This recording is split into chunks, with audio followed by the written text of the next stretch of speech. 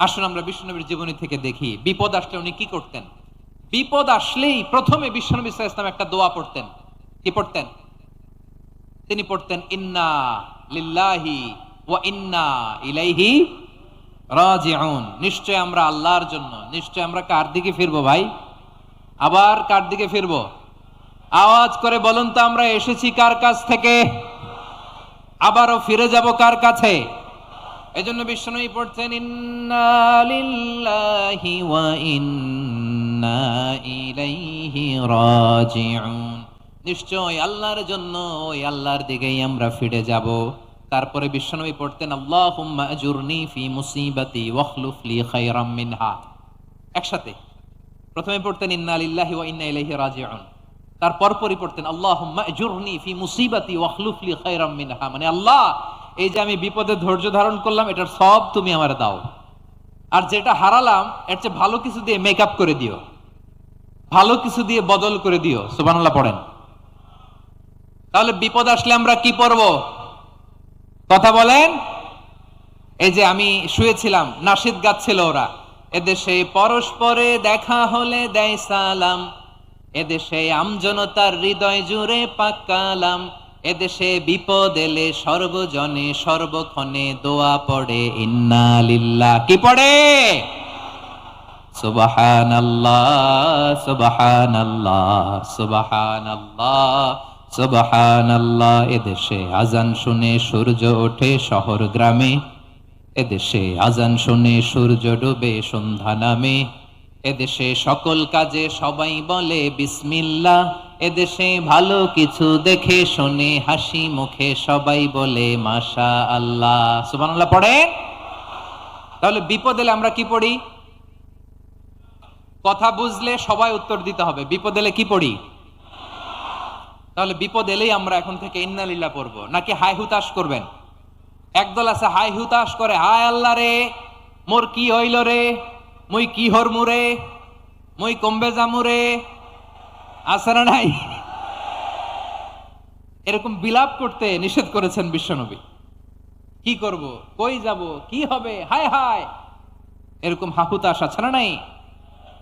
বিশ্বাসীরা হাহুতাশ করে না, তারা ইন্না লিল্লাহ পড়ে। কি পড়ে? মনে থাকবে?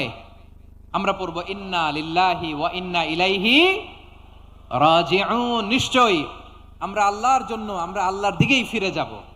এরপর পড়ব আল্লাহুম্মা আজুরনি ফি মুসিবাতি ওয়াখলুফ লি খায়রাম মিনহা। আল্লাহ, আমি যে বিপদে ধৈর্য ধারণ করলাম এটার সওয়াব দিও, আর যা হারালাম তার চেয়ে ভালো কিছু দিয়ে বদল করে দিও। সুবহানাল্লাহ পড়েন। বিশ্বনবীর হাদিস শুনলেন উম্মে সালামা রাদিয়াল্লাহু তাআলা আনহা। ওনার স্বামী হলো আবু সালামা। মজার ঘটনা খেয়াল করে শুনেন আমার প্রিয় কলিজার টুকরা ভাইয়েরা। কানগুলো খরগোশের কানের মতো খাড়া করে আমার দিকে তাকান। সাইয়্যিদাতুনা উম্মে সালামা রাদিয়াল্লাহু তাআলা আনহা, ওনার স্বামীর নাম আবু সালামা। শ্রেষ্ঠ দম্পতি, শ্রেষ্ঠ ফ্যামিলি। প্রথমে হিজরত করেছিলেন হাবাসায়, পরে হিজরত করেছেন মদিনায়। উহুদ যুদ্ধের পরে ওনার স্বামী আবু সালামা ইন্তেকাল করলো, শহীদ হলো। সুবহানাল্লাহ পড়েন। যখন আবু সালামা ইন্তেকাল করলো, উম্মে সালামা রাদিয়াল্লাহু তাআলা আনহা কেঁদে কেঁদে হয়রান। আর নবীর শিখানো বাণী অনুযায়ী তিনি বারবার পড়ছিলেন ইন্না লিল্লাহ। কি পড়ছিলেন? মুই কই জামু, কি হরমু, এগুলো বলে নাই। কি বলছে? ইন্না লিল্লাহ। যেহেতু বিশ্বনবী বলেছেন কেউ যদি বিপদের প্রথম ধাক্কায় পড়ে ইন্না লিল্লাহি ওয়া ইন্না ইলাইহি রাজিউন, আল্লাহুম্মা আজুরনি ফি মুসিবাতি ওয়াখলুফ লি খায়রাম মিনহা, তাহলে এই বিপদে যে সে যা হারালো তার চেয়ে শ্রেষ্ঠ কিছু দিয়ে আল্লাহ তার বদল দিয়ে দিবে।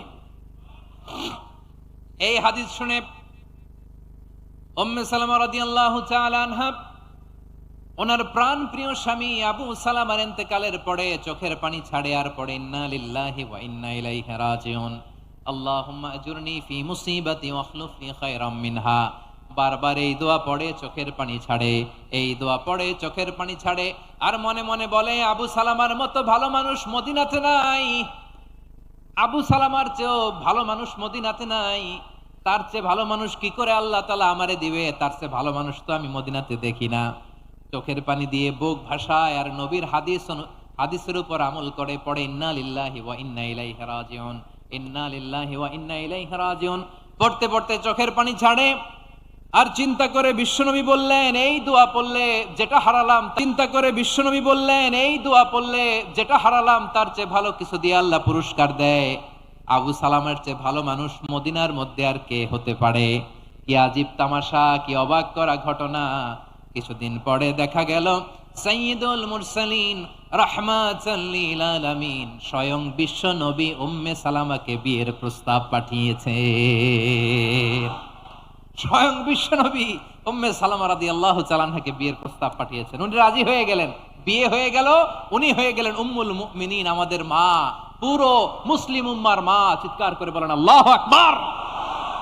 তাহলে আমার প্রাণপ্রিয় ভাইয়েরা, বিপদে পড়লে আমরা পড়বো ইন্না লিল্লাহি ওয়া ইন্না ইলাইহি রাজিউন, আল্লাহুম্মা আজুরনি ফি মুসিবাতি ওয়াখলুফ লি খায়রাম মিনহা। পড়বেন? পড়বেন না? যারা যারা বিপদ আসলে এই দোয়াটা পড়বেন এখন থেকে আওয়াজ করে ইনশাআল্লাহ বলেন। যা হারাইছেন তার চেয়ে শ্রেষ্ঠ জিনিস দিয়ে বদলা দিবে কে? বিশ্বাস হয়? একটু সন্দেহ লাগে মনে হয়, একটু সন্দেহ সন্দেহ আছে? যাদের বিশ্বাস হবে তাদের কি আল্লাহ উত্তম বদলা দিবে, ঠিক কিনা বলেন? তাহলে বিপদে পড়লেই প্রথমে আমরা এটা পড়ব। দোয়াগুলো যদি এখন মুখস্থ না হয়, এই যে রেকর্ডিং হচ্ছে, পেয়ে যাবেন, কালকেই পেয়ে যাবেন। শুনে শুনে মুখস্থ করবেন। আমার মায়েরা, আমার বোনেরা, আপনাদের জন্য 3টি মাঠের অ্যারেঞ্জমেন্ট করা হয়েছে, আমি জানি। আপনারা এই দোয়াগুলো পড়বেন, আপনার স্বামীকে শেখাবেন, সন্তানকে শেখাবেন, আপনার পুরো পরিবারটাকে জান্নাতের টুকরো বানিয়ে দিবে কে? তাহলে বিপদ আসলে প্রথমে কি পড়তে হবে এটা জেনে গেলাম। এরপরে বিপদ আসলে নিজেকে কি করে আল্লাহর কাছে সঁপে দিতে হয় এটাও জানার দরকার আছে না নাই? বিপদে প্রথমে ইন্নালিল্লাহ পড়লাম, ধৈর্য ধারণ করলাম, বিপদ থেকে উদ্ধারের সর্বোচ্চ চেষ্টা করলাম। আমার কাজ যখন শেষ তখন আমি আমার এই বিষয়টা আল্লাহর কাছে সঁপে দিব। কার কাছে সোপর্দ করব? কার কাছে? বিপদে বললে কেমন করে নিজেকে আল্লাহর কাছে সঁপে দিতে হয় আসুন সাইয়েদনা ইব্রাহিম আলাইহিস সালামের জীবনী থেকে জানি। আল্লাহর খলিল ইব্রাহিম আলাইহিস সালাম আমাদের মতো সমাজ ব্যবস্থা পায় নাই। আমরা জন্মের পরে আমাদের কানের ভেতরে আজান দিয়েছে কে? একামত দিয়েছে কে? আমাদের বাপদাদারা আমাদের কানে আজান দিয়েছে কি? দেয় নাই। আমাদের জন্মের পরেই তো আজান, একামত, বাড়ির পাশে মসজিদ, প্রতিদিন আজান, জুমার খুতবা, প্রতি মাসে মাসে তাফসিরুল কোরআন মাহফিল, মসজিদ, মিনারা, অভাব নাই, ঠিক কিনা বলেন? আপনি যেই সুন্দর ইসলামিক এনভায়রনমেন্ট পেয়েছেন, আমাদের ইব্রাহিম খলিল উনিও কি এরকম পেয়েছিলেন? হ্যাঁ, উনি জন্মের পর পরে ওনার কানে আজান দিছে কেউ? আমার প্রিয় ভাইরা, আগা গোড়া একটা শিরকি পরিবেশ উনি জন্মগ্রহণ করেছেন। উনি ছাড়া ওই তল্লাটে একজনও আল্লাহর উপর বিশ্বাসী নাই। কল্পনা করতে পারেন? গোটা তল্লাটে, গোটা দেশে বিশ্বাসী মুমিন, আল্লাহর উপর বিশ্বাস স্থাপনকারী কয়জন? সবাই বলেন কয়জন? বাকি সব মুশরিক। বাকি সব মুশরিক নিজের সাথে নিজে শক্ত বোঝাপড়া করে, অ্যানালজি করে, সেলফ কনভারসেশন করে উনি মহা সত্যের সন্ধান পেয়েছেন। উনি আকাশের তারা দেখে ভাবে মনে হয় এটাই আমার খোদা, পরে দেখে তারা নাই, মনে মনে বলে না তাইলে এটা না। আবার চাঁদ দেখে বলে চাঁদটা বড় মায়া লাগে, মনে হয় এটাই আমার রব, পরে দেখে চাঁদও নাই, কয় না এটা না। এরপরে দ্বিপ্রহরের জলজলে সূর্যটা খাঁ খাঁ করে গোটা পৃথিবীটারে রৌদ্র দিয়ে তাতিয়ে রাখে। তিনি ভাবলেন মনে হয় এটাই আমার রব, কারণ এটাই তো সবচেয়ে বড়। কিন্তু বিকেল বেলা ওই সূর্যটাও যখন চলে যায়, সাইয়েদনা ইব্রাহিম বলে না এটাও তো নাই, আমার খোদা যদি আমারে ছেড়ে চলে যায়, বিপদে পড়লে আমারে উদ্ধার করবে কে? এভাবে নিজের সাথে অ্যানালজি, সেলফ কনভারসেশন করতে করতে করতে তিনি মহা সত্যের সন্ধান পেয়েছেন। সুবহানাল্লাহ পড়েন। সব শেষে তিনি ডিসিশন নিয়ে ঘোষণা দিলেন, ইন্নী ওয়াজ্জাহতু ওয়াজহিয়া লিল্লাযী ফাতারাস সামাওয়াতি ওয়াল আরদা হানিফান ওয়া মা আনা মিনাল মুশরিকিন। নিশ্চয় আমি এমন সত্তার দিকে মনোনিবেশ করলাম, মুখাপেক্ষী হলাম, যিনি আকাশ বানিয়েছেন, জমিন বানিয়েছেন, আমি মুশরিক নই। সুবহানাল্লাহ। পারতেন? আপনি পারতেন? কেউ নাই, লক্ষ লক্ষ মুশরিক, আপনি একা। ওনার মতো এরকম বিচক্ষণতা দিয়ে আল্লাহরে খুঁজে পাইতে পারতেন আপনি? কি নবী ছিল, আল্লাহকে খুঁজে পেয়েছে। যখন আল্লাহর ইবাদত শুরু করলো, এই কথা ছড়ায় পড়লো চারদিকে। নমরুদ সাইয়েদনা ইব্রাহিমকে ডেকে পাঠালেন। নমরুদ বলে, ইব্রাহিম তুমি নাকি মূর্তির পূজা না করে কোন নতুন রবের ইবাদত করো, কে তোমার রব? সাইয়েদনা ইব্রাহিম বললেন, রব্বি আল্লাযী ইউহয়ী ওয়া ইউমীত, আমি এমন রবের ইবাদত করি যিনি জীবন দেন, যিনি মৃত্যু দেন। নমরুদ বলে, তাই নাকি? তোমার রব জীবন দেয় মৃত্যু দেয়, আর এটা তো আমি দেই, আমিও তো জীবন দেই, আমিও তো মৃত্যু দেই। সাইয়েদনা ইব্রাহিম বললেন, কেমন করে তুমি জীবন দাও মৃত্যু দাও একটু দেখাও তো। নমরুদ জেলখানা থেকে দুজন কয়েদিকে ডেকে আনলো, কয়েদি এনে অর্ডার করলো, একটাকে এখনই শিরোচ্ছেদ, হেড অফ, ডেথ পেনাল্টি, মৃত্যুদণ্ড দেয়া হলো, ফিনকি দিয়ে রক্ত বেরোলো। নমরুদ বলে, দেখো দুজনকে ধরে আনলাম, একজন কয়েদিকে দিলাম ডেথ পেনাল্টি, মৃত্যুদণ্ড, ওরে মৃত্যু দিলাম, আরেকজন যে দাঁড়িয়ে আছে চাইলে ওরেও আমি মৃত্যুদণ্ড দিতে পারি, কিন্তু না, ওরে আমি দিব না, ওরে আমি বাঁচাইয়া দিলাম, ছেড়ে দিলাম, মানে জীবন দিলাম। দেখো ইব্রাহিম, তোমার চোখের সামনে একজন রে মৃত্যু দিলাম, আরেকজন রে জীবন দিলাম। আপাত দৃষ্টিতে তাই তো, একজন রে তো জীবন দিল, আরেকজন রে মৃত্যু দিল। সাইয়েদনা ইব্রাহিম এবার বিপাকে পড়ে গেলেন, কিন্তু এক একজন নবীকে আল্লাহ এমন উইজডম বিচক্ষণতা দিয়ে এই জমিনে পাঠিয়েছেন, মুহূর্তের মধ্যে আল্লাহর খলিল ইব্রাহিম বললেন, ইন্নাল্লাহা ইয়াতি বিশ-শামসি মিনাল মাশরিকি ফাতি বিহা মিনাল মাগরিব ফাবুহিতাল্লাযী কাফার।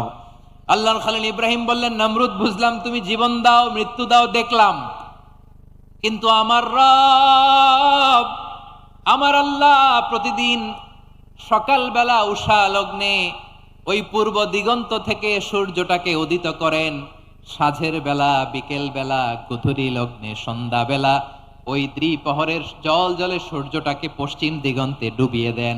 মানে সকালবেলা পূর্ব দিক থেকে উদিত করা সূর্যটাকে পশ্চিম দিকে বিকেলে তিনি ডুবিয়ে দেন। তুমি যদি পারো ওই সূর্যটাকে পশ্চিম দিক থেকে উদিত করে পূর্ব দিকে ডুবিয়ে দাও। সুবহানাল্লাহ পড়বেন না? দেখেন, ইনস্ট্যান্ট ইন্টেলেক্ট, মুহূর্তে বিচক্ষণতা, উইজডম কাকে বলে? নমরুদ পারবে? নমরুদের বাপ পারবে? ওর দাদা, ওর 14 গোষ্ঠী, গোটা বিশ্বের সব ক্ষমতাধর রাষ্ট্রনায়করা একসাথে হলে পারবে?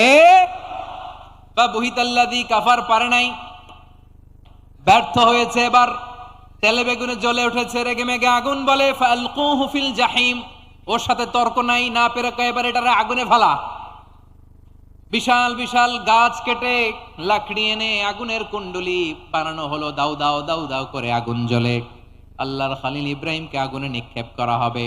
আল্লাহর খলিল সাইয়েদনা ইব্রাহিমের হাতের মধ্যে রশি দিয়ে টাইট করে বাঁধা হলো, পায়ের মধ্যেও টাইট করে রশি দিয়ে বাঁধা হলো। আল্লাহর খলিল ইব্রাহিমকে আগুনের কুণ্ডলির মধ্যে ফেলা হবে।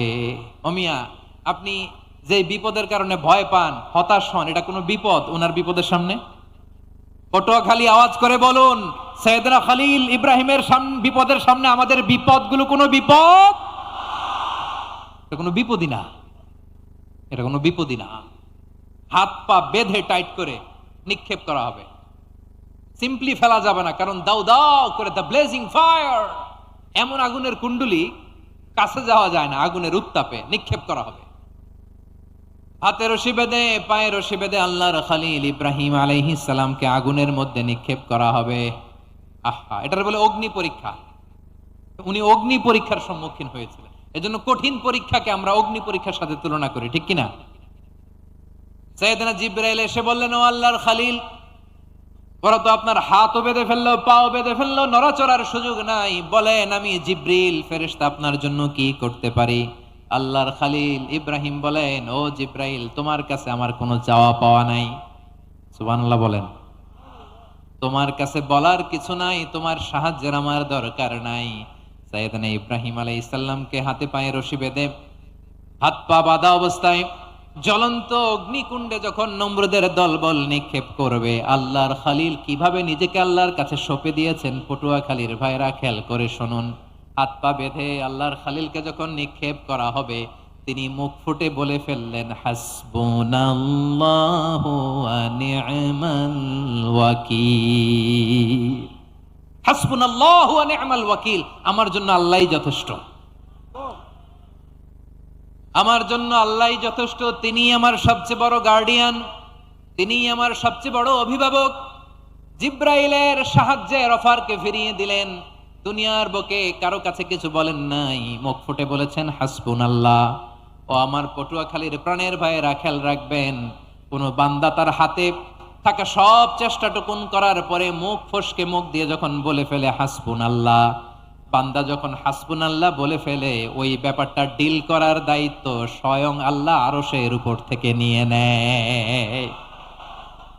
আপনি যখন বলে ফেলবেন হাসবুনাল্লাহ, এটা ডিলিং করবে কে তখন? চিল্লায় বলেন না, তিনি কে? বান্দা তার সাধ্যের সবটুকু চেষ্টার পরে নতজানু হয়ে যখন বলবে হাসবুনাল্লাহ, আল্লাহ তুমি আমার জন্য যথেষ্ট, নি'মাল ওয়াকিল, তুমি আমার শ্রেষ্ঠ অভিভাবক, তখন তার কি দরকার না দরকার এটা ডিল করে স্বয়ং আল্লাহ। নিক্ষেপ করা হলো সাইয়েদনা ইব্রাহিমকে অগ্নিকুণ্ডলিতে। হাজার হাজার মানুষের দৃশ্য দেখার জন্য জড়ো হয়েছে এরকম বিশাল ময়দানে। কিন্তু কি অবাক করা ঘটনা, সবাই ভয় পাচ্ছিল, না জানি কি হয়ে যায়। আল্লাহর খালিলকে যখন আগুনের কুণ্ডলিতে নিক্ষেপ করা হয়, আল্লাহর খালিল ইব্রাহিম আগুনের কুণ্ডলীর মধ্যে বসে বসে মানুষগুলোর দিকে তাকিয়ে হাসতে শুরু করে দেয়। কারণ আকাশ থেকে রব্বুল আলামিন স্পেশাল ভার্ডিক্ট নাজিল করেছেন, স্পেশাল হুকুম জারি করেছেন, কুলনা ইয়া নারু কুনি বারদান ওয়া সালামান আলা ইব্রাহিম। ও আগুন খবরদার, সৃষ্টির শুরু থেকে তোকে একটা ধর্ম আমি বাতলে দিয়েছিলাম, তোর ধর্ম, আগুনের ধর্ম হলো যা পাবে জ্বালিয়ে ছারখার করবে। আল্লাহ বলল, আগুন তোর ধর্ম দিয়েছিলাম, তুই সব জ্বালিয়ে পুড়িয়ে ছারখার করে দিবি, কিন্তু ক্ষণিকের জন্য আমি তোর জ্বালিয়ে দেওয়ার ক্ষমতাটাকে কেড়ে নিলাম, জ্বালিয়ে ভস্ম করে দেওয়ার ক্ষমতা আমি কেড়ে নিলাম। কুনি বারদান, ঠান্ডা হয়ে যা, কিন্তু এত বেশি ঠান্ডা হবি না আবার আমার ইব্রাহিমের জন্য সর্দি লেগে না যায়। সুবহানাল্লাহ, এত আস্তে বললে হবে? কুনি বারদান, বার্দ মানে বরফ, ঠান্ডা, ঠান্ডা হ, কিন্তু এত ঠান্ডা হবি না যাতে আমার ইব্রাহিমের কষ্ট হয়। আগুন বলে, আল্লাহ একবার বললা ঠান্ডা হ, আবার বলো এত ঠান্ডা হবি না যাতে খালিলের সর্দি না লাগে। কেমন ঠান্ডা হব, কেমন এনভায়রনমেন্ট তৈরি করে দেব বলো? আল্লাহ বললেন, সালামান আলা ইব্রাহিম, আমার খালিল, আমার কলিজা, আমার ইব্রাহিমের জন্য তুই জান্নাতের গুল বাগিচা হয়ে যা। ও ভাই, নবী মুসার মতো ঈমান হলে রাস্তা হবে সাগর জলে, নবী ইউসুফের মতন ঈমান হলে একে একে দরজা খোলে। নবী ইব্রাহিমের মতন ঈমান যদি আজও থাকে বিদ্যমান, অগ্নিকুণ্ডে দেখতে পাবে খুবসুরত এক ফুল বাগান। কুলনা ইয়া নারু কুনি বারদান ওয়া সালামান আলা ইব্রাহিম। বান্দা যখন মুখ দিয়ে বলে হাসবুনাল্লাহ, আমার আল্লাহ আমার জন্য যথেষ্ট, এই বলে যখন নিজেকে সঁপে দেয়, তার কি লাগবে ওই দায়িত্ব স্বয়ং নিয়ে নেয় কে? সবাই বলেন, স্বয়ং নিয়ে নেয় কে? তাহলে আমার প্রিয় ভাইরা, বিপদের শুরুতেই আমরা বলবো ইন্না লিল্লাহ। শুরুতে কি বলবো? এরপরে যেই বাক্যটা পড়ে নিজের পরিস্থিতিকে আল্লাহর দরবারে সঁপে দিব, সেটা হচ্ছে হাসবুনাল্লাহ। সেটা কি? বিষ্ণু বলেন, লা ইয়াজালু লিসানুকা রাতাবান মিন যিকরিল্লাহ, সব সময় আল্লাহর স্মরণ দিয়ে, জিকির দিয়ে জিহ্বাটারে সিক্ত রাখো। আর শয়তানু জাসিমুন আলা কলবি ইবনে আদম, শয়তান বনি আদমের কলবে খামচি মেরে বসে থাকে।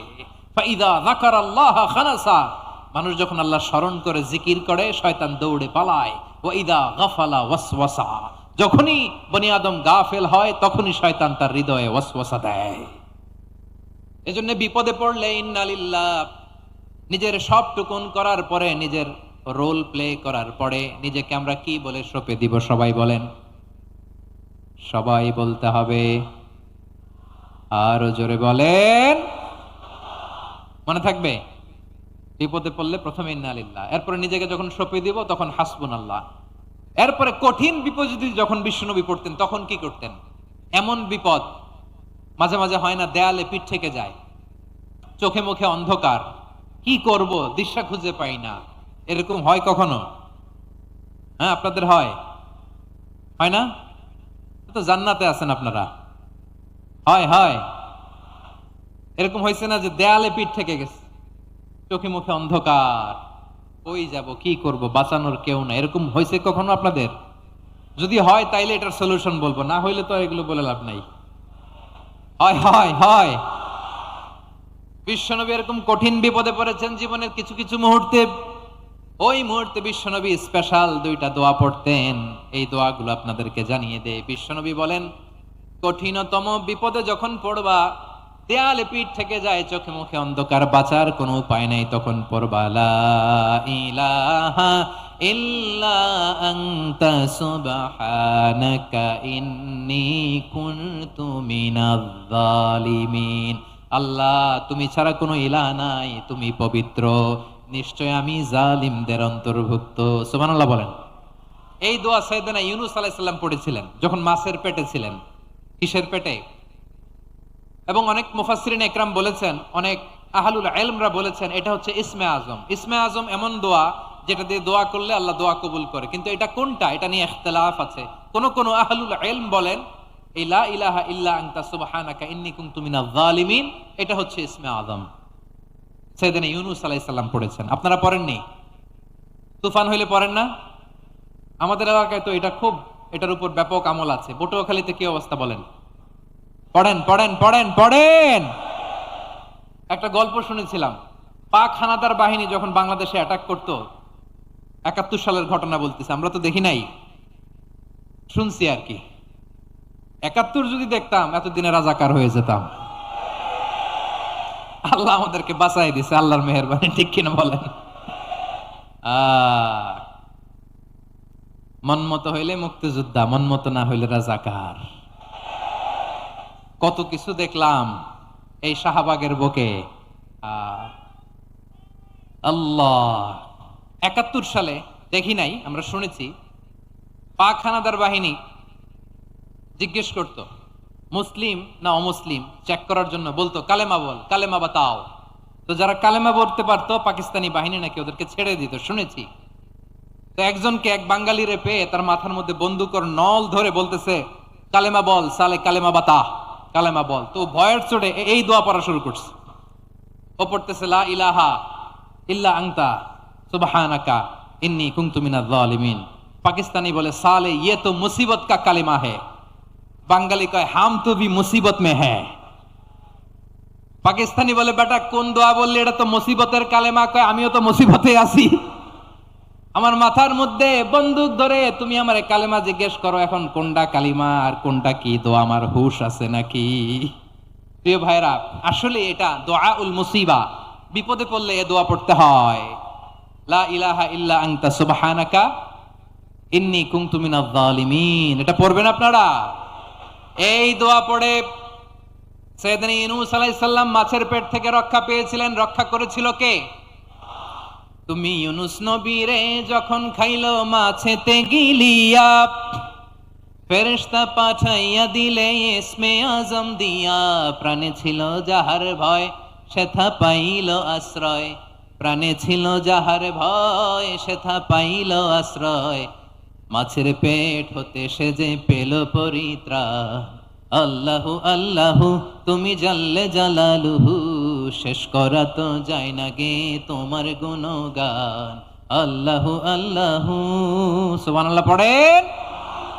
লা ইলাহা ইল্লা আনতা সুবহানাকা ইন্নী কুনতু মিনাজ জালিমিন। বিশ্বনবী বললেন, দেয়ালে পিঠ থেকে গেলে, চোখে মুখে অন্ধকার, বাঁচার কোনো উপায় নাই, তখন এই দোয়াটা পড়তে হবে। এই দোয়া পড়ে আল্লাহর কাছে ফরিয়াদ করলে বিপদ মুক্ত করবেন কে?